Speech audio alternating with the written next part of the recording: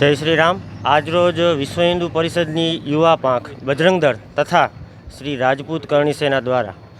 જે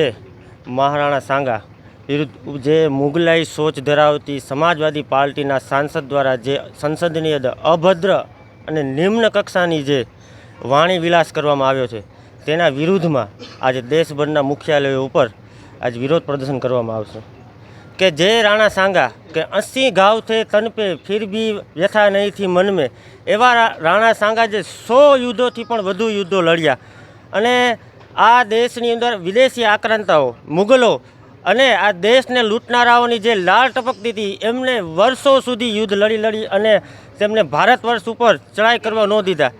એવા રાણા सांगा ઉપર જે આ મુગલોના જે વંશજો છે જે એમની સોચ ધરાવે છે તે લોકોએ જે અભદ્ર ટિપ્પણી કરી છે અને એક બાજુ આપણે જોવી છીએ તો મહારાષ્ટ્રની અંદર એમના જ એક નેતા દ્વારા જે ક્રૂર શાસક ઔરંગઝેબ અને આ બાજુ બાબરનું ને મહિમા મંડન કરવામાં આવે છે। આ દેશ વીર શિવાજી, મહારાણા પ્રતાપ, રાણા सांगा, સંભાજી તથા ગુરુ ગોવિંદસિંહ,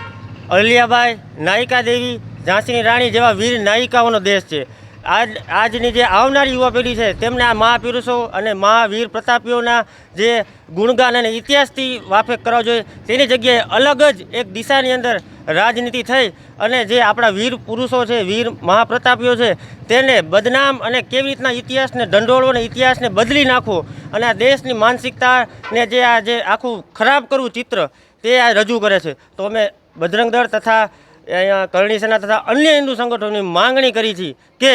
જે આ દેશની અંદર જે આવી સોચ ધરાવતા નિમ્ન કક્ષાની મુગલાઈ સોચ ધરાવતા વ્યક્તિઓનું જે સભ્યપદ છે તે સંસદમાંથી તાત્કાલિક ધોરણે રદ થવું જોઈએ અને એને આગામી કોઈ પણ ચૂંટણીની અંદર લડવા ન જોઈએ અને દેશની કરોડો સનાતની હિન્દુઓનું માફી માંગવી જોઈએ। જય શ્રી રામ।